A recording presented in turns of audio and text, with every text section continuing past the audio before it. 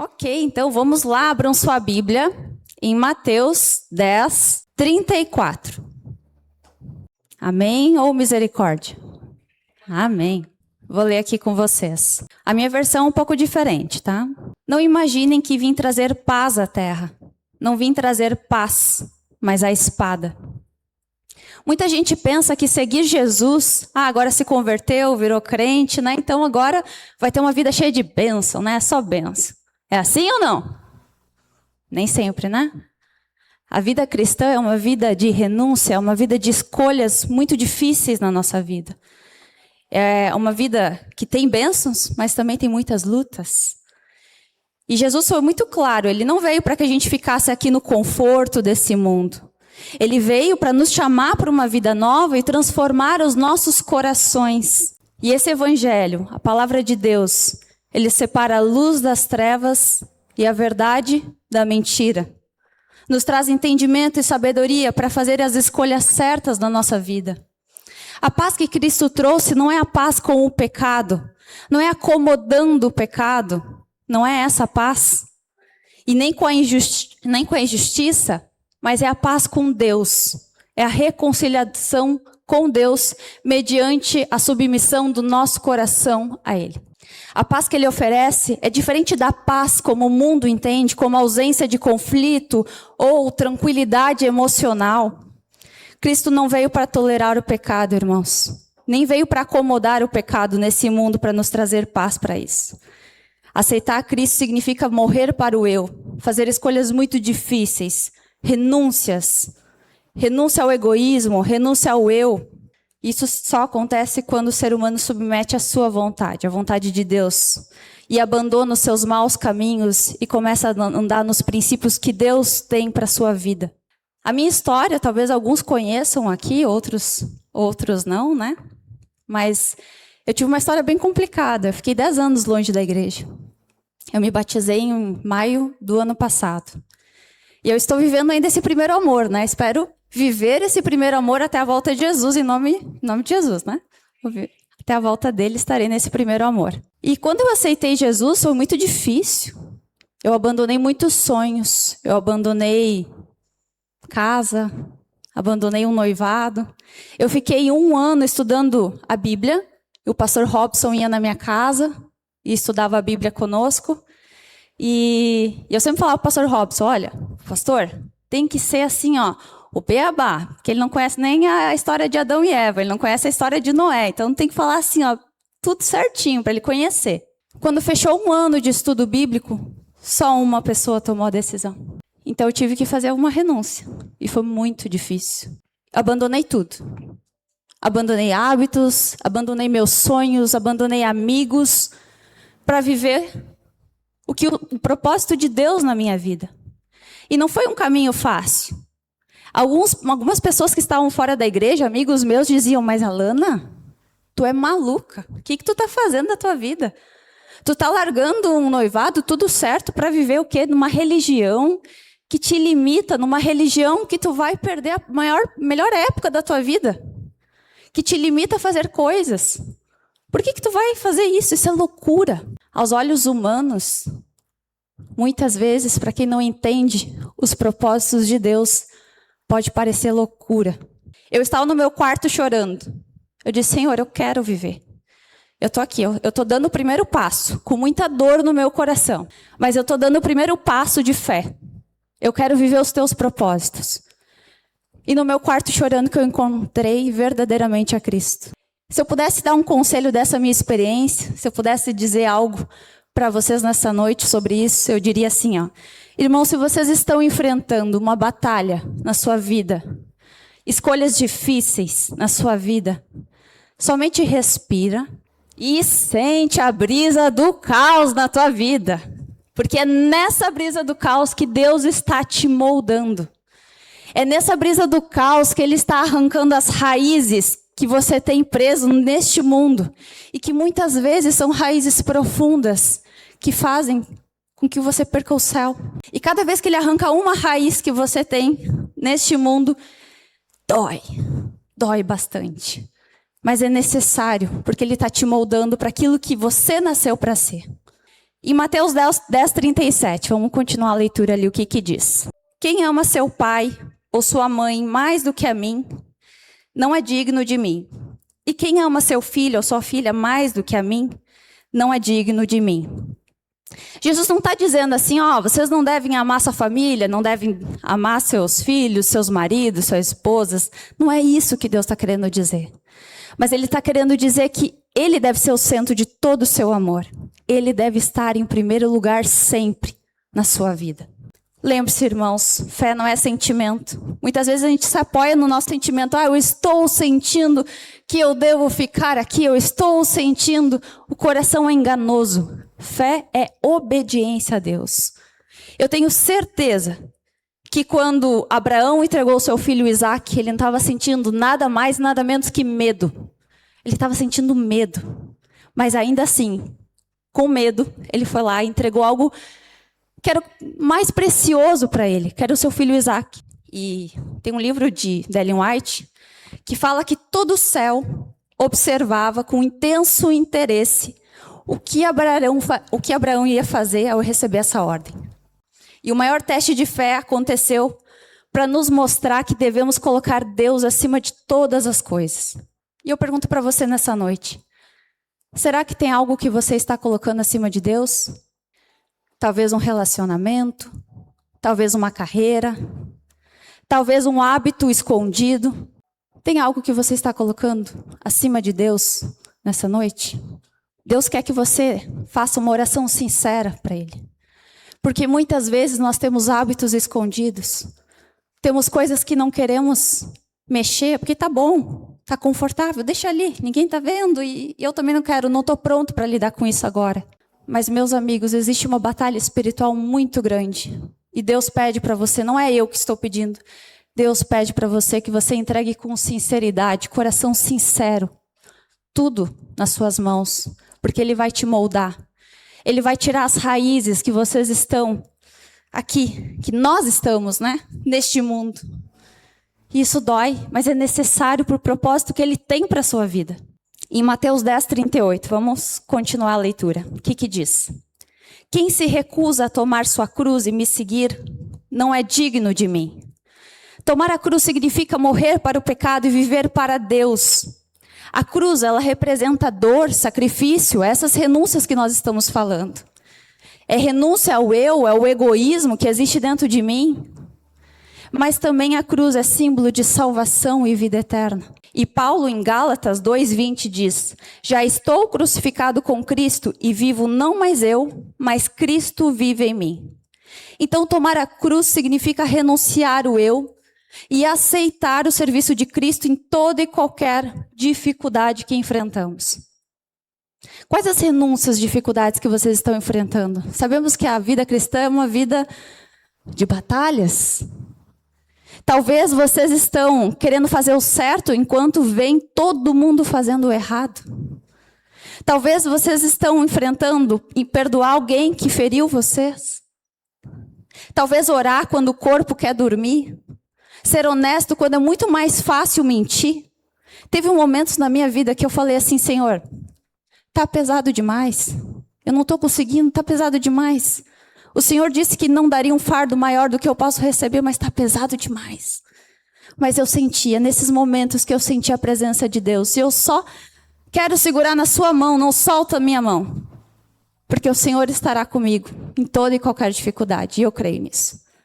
Tem uma oração que eu sempre digo assim, ela é perigosa, mas ela é poderosa, que eu sempre faço. Que eu digo assim, Senhor, afasta de mim, tira de mim, mesmo que doa, tudo aquilo que me afasta de Ti, ou tudo aquilo que eu coloco acima de Ti. Tira da minha vida, elimina da minha vida, mesmo que doa. Eu quero que o Senhor seja o centro da minha vida. Eu quero que o Senhor esteja em primeiro lugar. Então, o Senhor conhece meu coração. Se eu tenho algo no meu coração que eu estou colocando acima, não importa o que seja, não importa o quanto doa, tira. Essa oração é perigosa, mas poderosa. Porque muitas vezes, quando a gente pede para tirar, Deus vai tirando. E vai arrancando aquelas raízes que nós temos neste mundo. Vai nos moldando e muitas vezes nós encontramos um deserto. E passamos pelo deserto. para chegar no nosso propósito. Faz parte. Mas eu quero que vocês lembrem de uma coisa agora. Mas, Alana, eu não quero enfrentar isso agora, esse deserto. Não estou preparado para isso. Mas eu te digo uma coisa. A força não vem de mim e a força não vem de você. A força vem de Deus. Deus está te segurando, Ele que te sustenta no meio desse deserto. Ele te sustenta quando os nossos pés vacilam. É o Espírito Santo que coloca coragem naquele coração que está cansado. E esperança naqueles olhos que estão chorando e paz na mente que está em guerra. Em 2 Coríntios diz assim: a minha graça te basta porque o meu poder se aperfeiçoa na fraqueza. E o Ellen White também reforça dizendo: aqueles que sentem a própria fraqueza e se apoiam no Senhor serão sustentados por sua força. Você pode estar se sentindo fraco, exausto, cansado, mas é nessa fraqueza que Deus se revela. E Ele não te chama porque você é forte. Ah, vou chamar você porque aquele servo ali é forte, ele vai aguentar. Ele não te chama porque você é forte, Ele te chama para te fortalecer. Por isso não tente carregar a cruz sozinho, irmão. Não se apoie nas suas próprias forças, na sua própria sabedoria, no seu próprio entendimento. Entrega esse peso nas mãos de Jesus e confia nele, porque Ele vai carregar, Ele vai te dar força para isso. Porque quem te chamou também é fiel para te sustentar. Vocês lembram da parábola das sementes? Que as sementes foram jogadas em vários solos. E aí teve um solo que ele era rochoso. Até a planta tentou crescer, mas não tinha profundidade e morreu. Muitas vezes somos assim. Recebemos a palavra, nos emocionamos, começamos bem. Não, Senhor, eu quero viver o teu propósito na minha vida. Eu quero renunciar às coisas que me afastam de ti. Mas na primeira dificuldade já questionamos a Deus. Por que, Senhor, eu? Irmãos, existe uma batalha espiritual tão grande, a gente não consegue enxergar olho nu, mas é muito grande. Para que nós estivéssemos aqui nessa noite, para que nós pudéssemos colocar os nossos joelhos no chão antes de dormir e orar e entregar a nossa vida a Deus, existe uma batalha muito grande. Então Deus só pede para nós confiarmos nele. Ele está cuidando de tudo, nos mínimos detalhes. Ele só pede: confie em mim, Ele sabe o que está fazendo. Ellen White diz: muitos professam aceitar a Cristo como Salvador pessoal, mas não entregam a Ele seus planos, não pedem a Deus que dirija suas escolhas, mas confiam na sua própria sabedoria. Tomar a cruz é deixar que Deus guie os seus caminhos, mesmo quando parece incerto, Ele está trabalhando por você. E Jesus, em Mateus 10:39, vamos continuar a leitura. Diz o seguinte: quem se apegar à própria vida, a perderá. Mas quem abrir mão da sua vida por minha causa, a encontrará. A lógica do mundo é: corra atrás dos seus sonhos, tu é jovem, tu é novo, vai. Siga teu coração, faça aquilo que te faz feliz. Vai, voa. Esse mundo é teu. Muitas vezes a lógica do mundo é essa. Mas a lógica de Deus é diferente. Entrega o teu caminho ao Senhor, confia nele e tudo mais Ele fará. Moisés podia viver no palácio do Egito, né? Tinha tudo. Por que sair dali, do luxo, de todas as coisas? Tinham servos, tinha tudo ali. Mas não, ele decidiu sair do palácio e sofrer com o povo de Deus, porque ele sabia que o melhor estava com Deus. Quando Deus quis fazer de Davi um rei, Ele não enviou uma coroa. Ele enviou um Golias. E às vezes, aquilo que você está lutando hoje, enfrentando hoje na sua vida, é exatamente aquilo que Deus está usando para te preparar para algo muito maior que está por vir. Não fuja dessa batalha. Enfrente com fé. Porque a tua coroa pode estar depois do Golias. Deus não nos chama para perder, Ele nos chama para trocar aquilo que é passageiro por algo que é eterno. E Jesus disse em João 16:33, essas coisas eu tenho dito, para que em mim vocês tenham paz no mundo. Porque no mundo, conhece? Vocês terão aflições. Mas tem de bom ânimo, porque eu venci o mundo. Tenham bom ânimo. As aflições são certas, mas a paz também ela é real e Deus promete estar com você. E a boa notícia, sabe qual é? Que a paz que Ele oferece é muito maior que as aflições que o mundo pode te trazer. Por isso vocês não podem se iludir. E também não podem se desanimar. Tenham bom ânimo, tenham coragem. Ele venceu o mundo. E do jeito que ele venceu, cada um de nós também vai vencer. Quando nós nos apoiamos na nossa própria sabedoria e entendimento, quando passamos por tribulações, passamos por problemas e dificuldades, a gente se desespera. Mas se Deus está conosco, se Deus é o centro da nossa vida, Ele nos dá força para enfrentar todas as batalhas. Logo, as dores da terra serão trocadas pela alegria do céu. E Deus enxugará toda lágrima. E a cruz será trocada por uma coroa. Às vezes eu estou no meu quarto e eu oro, Senhor, eu não vejo a hora do Senhor voltar. Volta e acaba logo todo esse sofrimento, né? E eu fico imaginando, quando eu te ver, é o Senhor pessoalmente que vai enxugar a minha última lágrima de sofrimento. Eu não vejo a hora disso acontecer. Mesmo com perdas, mesmo com lutas, vale seguir Jesus, vale cada renúncia que nós realizamos para seguir Jesus. E eu queria contar uma história para vocês, que é uma história de uma mulher muito simples, chamada Rosália. Essa mulher, ela vivia numa cidade do interior, ela era casada, tinha 3 filhos, e ela vivia uma vida mais ou menos instável, né? Porque ela tinha problemas no relacionamento afetivo dela, ela tinha problemas financeiros também, mas era uma família católica, aquela bem tradicionalista. E ela ia sempre nas missas, nos eventos da igreja, participava de tudo.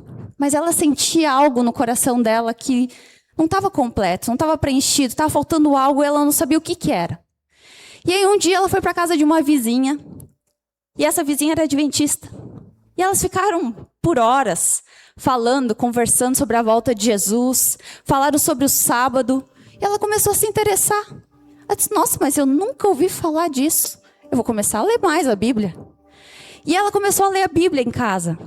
Só que aí, o marido ficou muito bravo que ela começou a ler a Bíblia. Ele começou a brigar com ela. Você não vai deixar a nossa tradição, que a gente tem há muitos anos, para seguir uma seita. Seita nessa casa não entra. Ele falou para ela. E ela começou a ler a Bíblia escondido. E cada vez que ela lia mais a Bíblia, Deus tocava mais e mais o coração dela. E ela sentiu um chamado de Jesus na vida dela. E ela disse, eu preciso viver isso. Deus está me chamando. Eu preciso servir Ele. Eu preciso seguir a verdade. E ela decidiu se batizar. Ela sabia que ia ter muitas brigas com a decisão dela. E ela foi para a igreja adventista se batizar. Só foi a filha mais nova. Ela é a filha mais nova. Os outros 2 filhos e o marido ficaram em casa. E ela se batizou.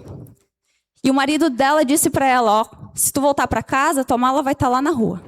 Porque aqui não vai entrar seita nenhuma nessa casa. E quando ela voltou, a mala estava lá na rua. Os 2 filhos ficaram com ele chorando. E a filha mais nova veio e foi embora com ela. Rosália passou por muita dificuldade. Ela foi para a casa de uma irmã da igreja e recomeçou a sua vida ali. Trabalhou como diarista, passou por muitas dificuldades, mas ela nunca deixou de ter fé em Deus. Sempre ia nos cultos, orava, entregava sua vida a Deus. Ela foi acolhida na casa dessa irmã e alguns anos depois, o marido dela veio adoecer, estava muito mal e não tinha nenhum filho para cuidar dele. Ninguém queria cuidar dele. Quem é que cuidou dele? A dona Rosália. Voltou para casa para cuidar dele. E ela orava com ele, cuidou dele. E ele só foi piorando. Mas ele reconheceu Jesus como Senhor e Salvador. Ele agradeceu a Rosália. Agora eu entendi a escolha que você fez lá no passado. Obrigado por não ter abandonado a sua fé, porque hoje eu conheço e foi testemunho para mim. E eu aceito esse mesmo Jesus. Essas foram as suas últimas palavras. E pouco a pouco os filhos da Rosália também começaram a ir na igreja, se batizaram. E hoje Rosália mora no Maranhão, é uma história real. Ela tem um pouco mais de 80 anos de idade. E até hoje ela vai lá na frente da igreja, o culto, cantar. Tudo entregarei, tudo entregarei. Sim, por ti, Jesus bendito.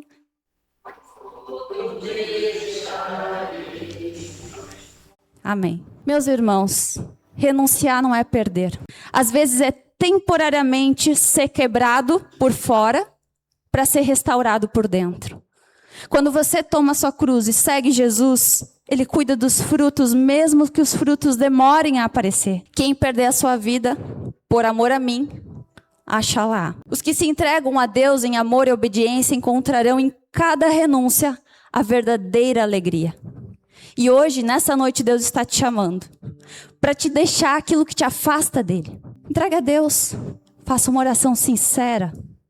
Daquelas coisas que estão mais obscuras no coração. Deixa Ele te moldar. Deixa Ele arrancar essas raízes que estão neste mundo. Permita que Ele te afaste daquilo que te afasta dele. Permita que Ele tire da sua vida aquilo que você coloca acima dele. Vale a pena. Toma a sua cruz com coragem, porque a força não vem de você, a força vem dele. Ele te dá força para sustentar. E confia nele nos tempos de dor. Ele sabe de todas as coisas. Existe uma batalha espiritual que nós não conseguimos enxergar.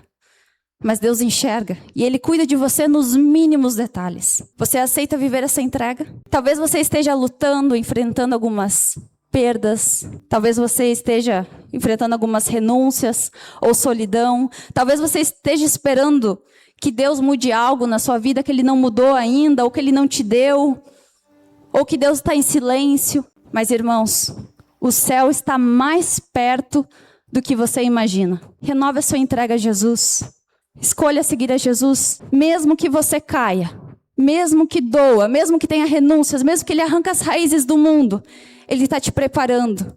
Segura a mão forte dele, que Ele vai te sustentar. E em breve, Ele virá para te buscar.